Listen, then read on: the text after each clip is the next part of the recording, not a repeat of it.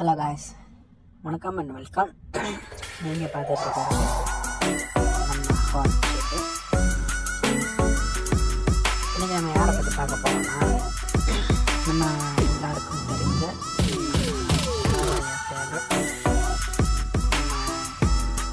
Tamil cinema முன்னணி கதாநாயகி, நம்ம லேடி சூப்பர் ஸ்டார், அவங்கள பற்றி நம்ம பார்க்க போகிறோம்.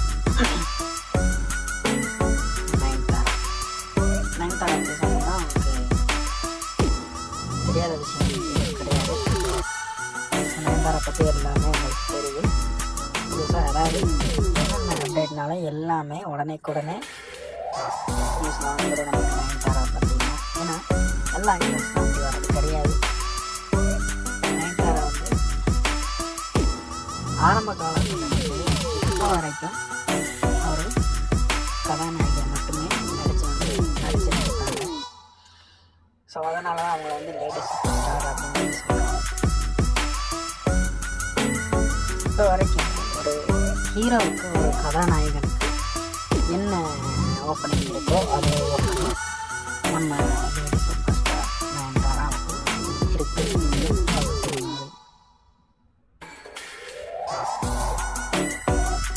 ஒரு கதாநாயகன் இல்லாத ஒரு படம், கதாநாயகன் மட்டும் இல்லைன்னா, அதாவது ஒரு கதாநாயகன் இருந்தாங்கன்னா ஒரு கதாநாயகின்னு ஒரு ரோல் இருக்கணும். கதாநாயகனை மட்டுமே வச்சு எடுக்கப்பட்ட படங்களும் இருக்குது, வெற்றி அடைந்த படங்களும் இருக்குது. நான் அப்படி சொல்ல வரல. ஒரு கதாநாயகனுக்கும் ஒரு கதாநாயகனுக்கும் நிறைய வித்தியாசம் இருக்குது. அதே மாதிரி தான் ஒரு கதாநாயகி மட்டுமே வச்சு படம் எடுக்க முடியுமா அப்படின்னா முடியும். இவங்க வந்து ஓட்டோவாக இருக்கட்டும், அப்புறம் மாயாவாக இருக்கட்டும், டோராவாக இருக்கட்டும், நிறைய படங்கள் இந்த மாதிரி ஒரு கதாநாயகன் இல்லாமலே ஒரு கதாநாயகியை மட்டுமே வச்சு மையப்படுத்தி எடுக்கப்பட்ட கதைகள் வந்து நிறைய சூஸ் பண்ணி நடிச்சிருக்காங்க. எல்லா ஹீரோயினாலும் அந்த மாதிரி நடிக்க முடியாது, நடிக்கவும் மாட்டாங்க. எல்லாருமே அந்த மாதிரி சூஸ் பண்ண மாட்டாங்க. அப்படி இப்போ வரைக்கும் நடிச்சுக்கிட்டு இருக்கிறது அப்படின்னு பார்த்தீங்கன்னா நம்ம நயன்தாரா மட்டும்தான். நயன்தாரா மட்டுமே கிடையாது. ஸோ அதுக்கப்புறம் ஒரு இவங்க வந்து ஒரு 10 படம் பண்ணுறாங்கன்னா, ஒரு 4-5 படம் பண்ணுறது வந்து நம்ம த்ரிஷா அவங்க பண்ணுறாங்க. ஸோ அதுக்கப்புறம் இவங்க 2 பேருக்கு ஈக்குவலாக யார் பண்ணுறாங்க அப்படின்னு பார்த்தீங்கன்னா நம்ம ஐஸ்வர்யா ராஜேஷ் அவங்க தான் பண்ணிகிட்ருக்காங்க. ஸோ ஐஸ்வர்யா ராஜேஷெல்லாம் அந்த புதுசில் சப்போர்ட்டிங் ஆக்டராகவும் ஒரு சின்ன ரோல்லையும்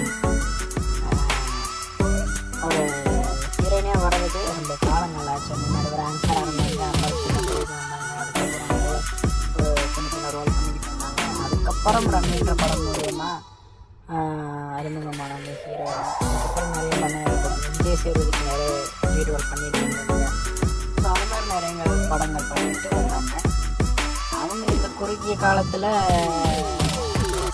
வந்தாங்க. அதனால் வந்து விஜய் சேதுபதி எப்படி அடுத்தடுத்த படங்கள் தொடர்ந்து விட்டு கொடுத்து ஒரு வருஷத்துக்கு 5-6 படங்கள் இறக்குனாரோ அதே மாதிரி இவங்களும் இறக்குனாங்க. விஜய் சேதுபதிக்கு எப்படி மக்கள் செல்வன் அப்படின்ற ஒரு பட்டம் இருக்கிறதோ அதே மாதிரி மக்கள் செல்வின்ற பட்டம் யாருக்கு அப்படின்னு பார்த்தீங்கன்னா நம்ம ஐஸ்வர்யா லேடி விஜய் சேதுபதி கூட சொல்லலாம். ஸோ அது மாதிரி தான் இவங்க லேடி சூப்பர் ஸ்டார். ஏன் அதை சொல்கிறேன் அப்படின்னா, குறுகிய காலத்தில் வந்து படங்கள் நடித்து இன்னும் நயன்தாராவுக்கும் த்ரிஷாவுக்கும் ஈக்குவலாக கதையை செலக்ட் பண்ணி ஹீரோயினியை மட்டும் நடிக்கிற ஒரு ஹீரோயின் மட்டும் வச்சு படம் பண்ண இவங்க ஓரளவுக்கு ரொம்பவே நம்ம பாராட்டக்கூடிய ஒரு விஷயம். நயன்தாரா வந்து எவ்வளோ பெரிய ஆக்டர்னு நமக்கு தெரியும். நயன்தாரா வந்து த்ரிஷாவாக இருக்கட்டும், தளபதி எப்படியோ அதே மாதிரி தான் த்ரிஷா நயன்தாரா இவங்க பேரை வச்சு ஒரு படமே எடுத்திருக்காங்க.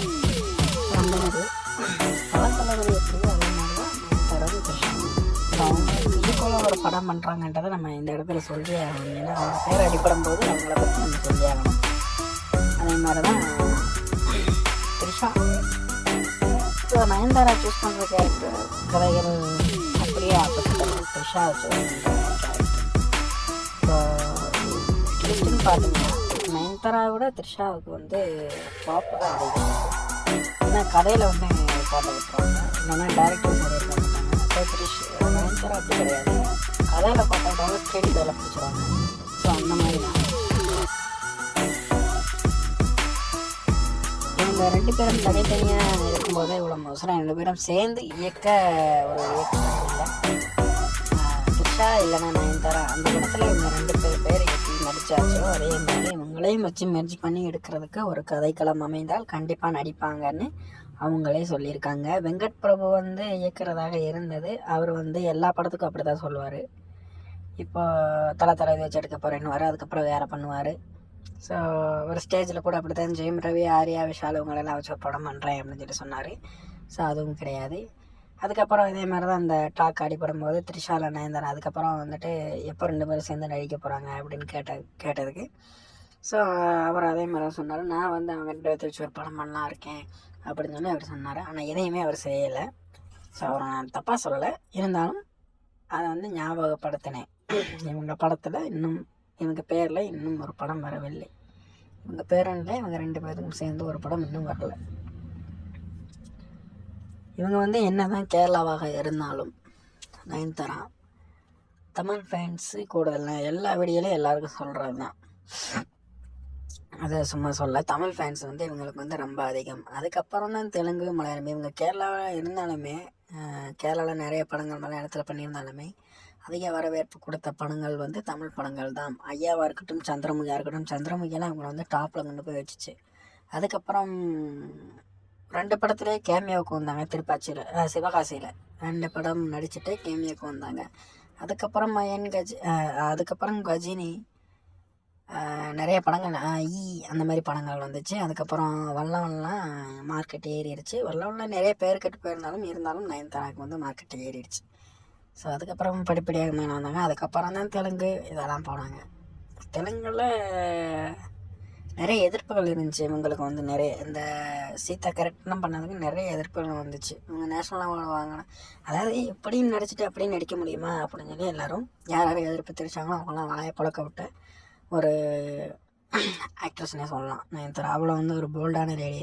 முன்னாடி ஆரம்ப காலகட்டத்தில் நிறைய தப்பு பண்ணியிருந்தாலும் இப்போ வந்து அந்த தப்பெல்லாம் மறைச்சிட்டு ஹஸ்பண்டோட கொஞ்சம் சந்தோஷமாக தான் வாழ்ந்துட்டு வந்துக்கிட்டு இருக்காங்க. இவங்களுக்கு வந்து உலக 2 ட்வின்ஸ் ஆம்பளை பசங்க இருக்காங்க. இனி அவங்கள பற்றி புதுசாக சொல்கிற மாதிரி புதுசாக அப்படின்னு எதுவுமே கிடையாது, எல்லாமே நமக்கு தெரிஞ்சது தான். ஸோ இருந்தாலும் நம்ம வீடியோக்காக வாய்ஸ் கவர் கொடுப்போமே அப்படின்னு சொல்லி தான் நான் வந்துட்டு ட்ரை பண்ணேன். ஸோ என்னோடய வாய்ஸ் வந்து கொஞ்சம் முன்ன பின்ன அப்படி இருக்கலாம், இருந்தாலும் அட்ஜஸ்ட் பண்ணிக்கோங்க. இந்த மாதிரி வீடியோ அடுத்தடுத்து உங்களுக்கு தான் நான் போட்டுகிட்டே இருக்கேன் நான். ஏன்னா வந்து உங்கள் சப்போர்ட் வந்து எனக்கு ரொம்ப தேவை. இன்னும் யாருக்கு வீடியோ பண்ண சொல்லி கமெண்ட்லாம் நிறைய வருது. நான் ஒன்று பண்ணிகிட்ருக்கேன், யாரும் கோச்சிக்கிறாதீங்க. ஸோ எல்லாருக்குமே வீடியோ இருக்குது. அதாவது சில படங்கள் வந்து ஹெச்டி அது நல்ல பண்ணிட்டு கிடைக்க மாட்டேங்குது, கிடைக்கும். நான் வந்து எடிட் பண்ணி போடுறேன். நன்றி, வணக்கம். பாருங்கள்.